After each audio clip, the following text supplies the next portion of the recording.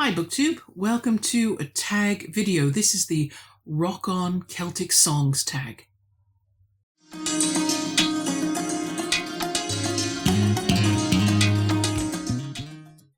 The originator of this tag is Nicole at Nicole's Bookish Nook, and I will link to her original video, and also I was tagged by Meg at Books Off the Beaten Path, and also there'll be a link to Meg's version of this tag.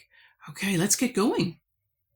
So the first tag question is based on the song Drunken Lullabies by Flogging Molly, and it's asking me to talk about a book involving a celebration that I enjoyed. Oh, that was a tricky one.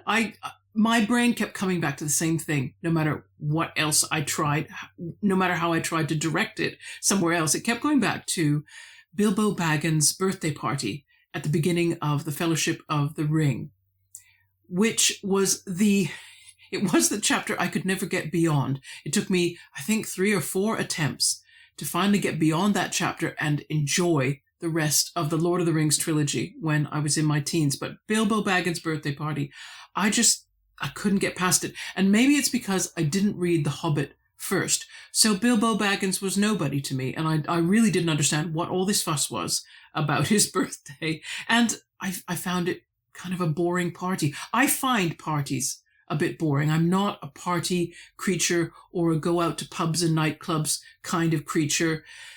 I'm the person who'll sneak out from parties or dances a little early.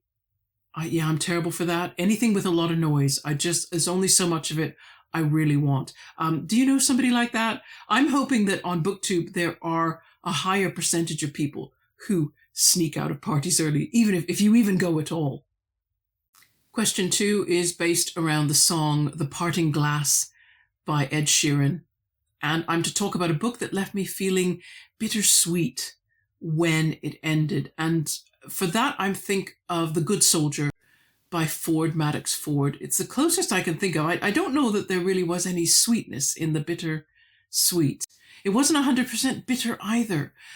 Everything depends on what you, the reader, conclude about John Dowell, what kind of person you think he is. It would surprise me if any reader believed he was 100% innocent of any poor decision or any wrongdoing. But the question that could launch 1,000 debates is how guilty is he exactly and of what? So it leaves you feeling a little unsettled, uncomfortable, disgruntled, possibly angry. Really just depends on what you thought of the main character. Question 3 is based on Rebel Yell by Billy Idol. And the question is, name a book that you've read because somebody told you not to read it.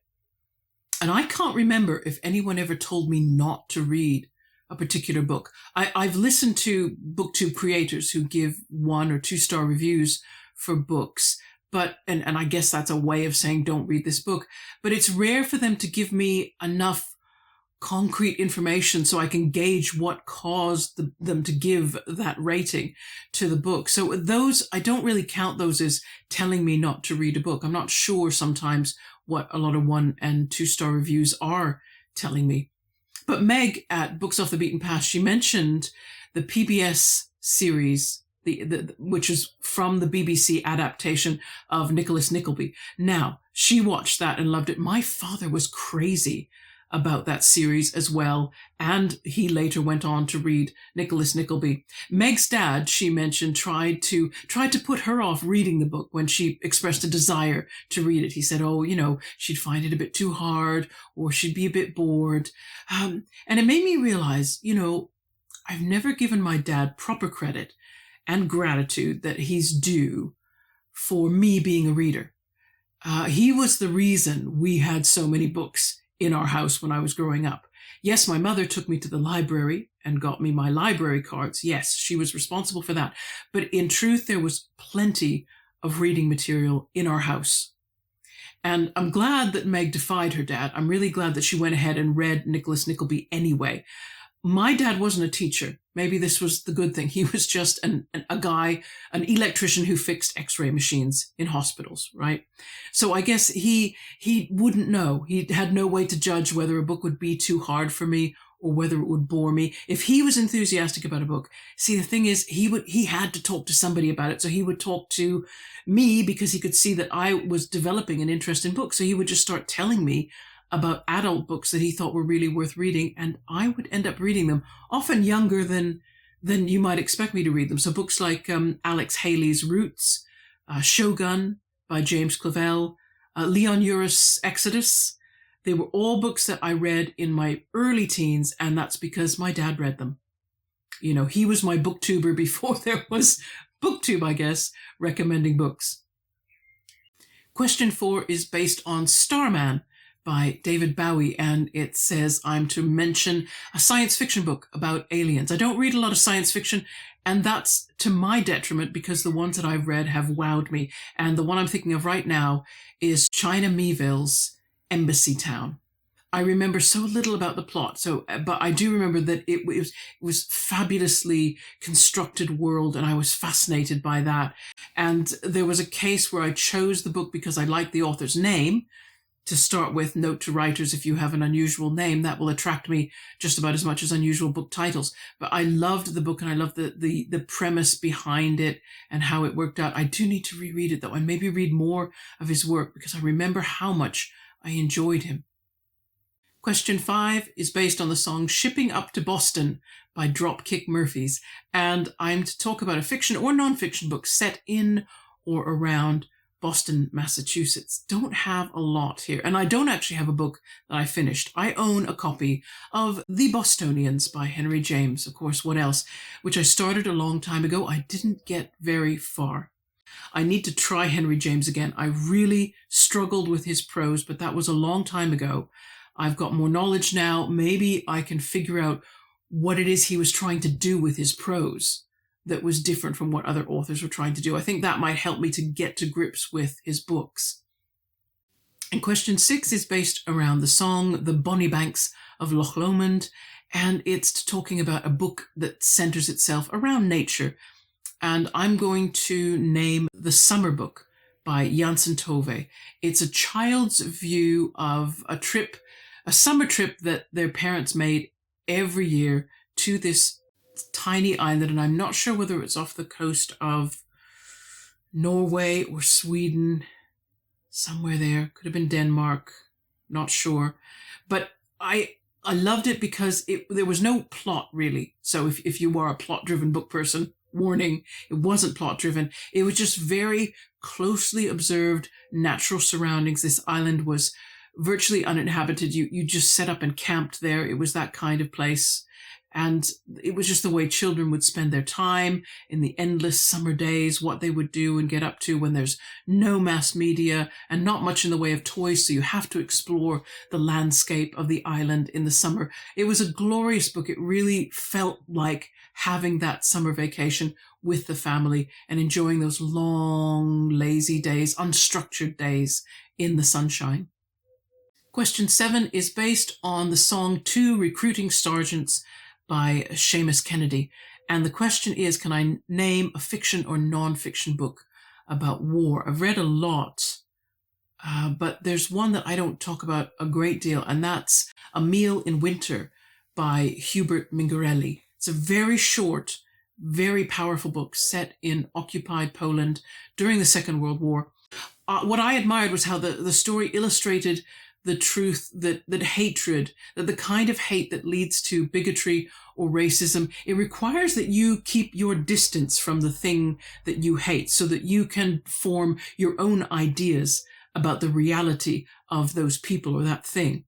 If the hater is put in a situation where they must be close to, they have no choice but to get to know the person they so much dislike. They have to work together somehow, or watch how the other person reacts to circumstances.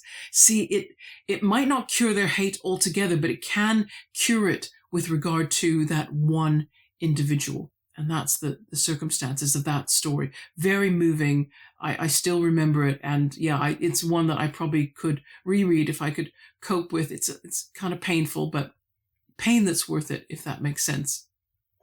Question 8 is based on the song Molly Malone by the Dubliners, and I am to talk about a book with a badass female main character. I'm not thinking of a novel in this case. I'm thinking of a work of nonfiction. Let's see if I've got it on the shelves. Yeah. Bear with. It is Reading Lolita in Tehran by Azar Nafisi. And she taught an English literature class in Iran after the Khomeini takeover. The Ayatollah Khomeini assumed power in Iran, and there were all the constrictions and restrictions about what women could and couldn't do. They couldn't continue to teach or learn in higher education, and Nafisi had to remain at home. But she set up a secret English literature class in her home and invited, I think, about 8 or 9 women to come over. What they pretended they were just coming for a visit to have tea, but what went on was a discussion of books like Jane Austen's Pride and Prejudice and Lolita and others. And it was amazing.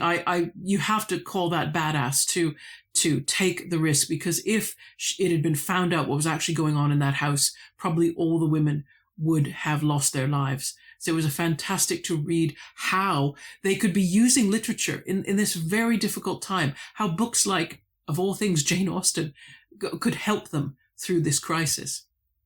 And question 9 is based around an Irish pub song by the Rumjacks.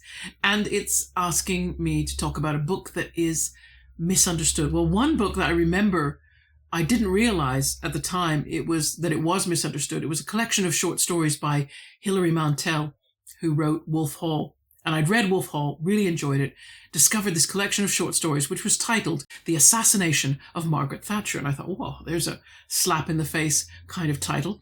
And so I read through it. And yes, the last story in that collection is called The Assassination of Margaret Thatcher. And it is about an attempt on her life from the viewpoint of the assassin and his setup. And I remember there was a huge amount of fuss when the book came out, because it fictionalized an attempt on the life of the Prime Minister. And that's not what actually happens, but, people are still suspicious of that book regardless. Okay, now it's time for me to tag some people. I hope that these 4 people have not done this tag already. So I'm reaching out to Andy at Really Random Reads, to Dan at Ridanculous, to Matt at Callison Books, and to Ellen at Ellen Made Book Club. If you like this tag, please feel free to take it up. Or if anybody's watching and they haven't already noticed this tag making the rounds and tried it themselves, go ahead, have a go. Maybe you know the songs better than I do. That might help as well, because you could use the lyrics as prompts for inspiration to pick books. Right, everybody. I'm doing a whole day of recording, so I can't really talk about when you're going to see this. You're going to see this when I need to post a tag video is the answer to that question. When I'm going to be busy and it's going to be difficult to film or edit, I will have this all ready to go, and I can pull it out, post it, and know that you'll still have some content while I'm doing something else. So that's when you'll see this, and who knows what's coming next. Just when I see you, I see you. Have a great reading time in the meantime. Take care. Bye-bye.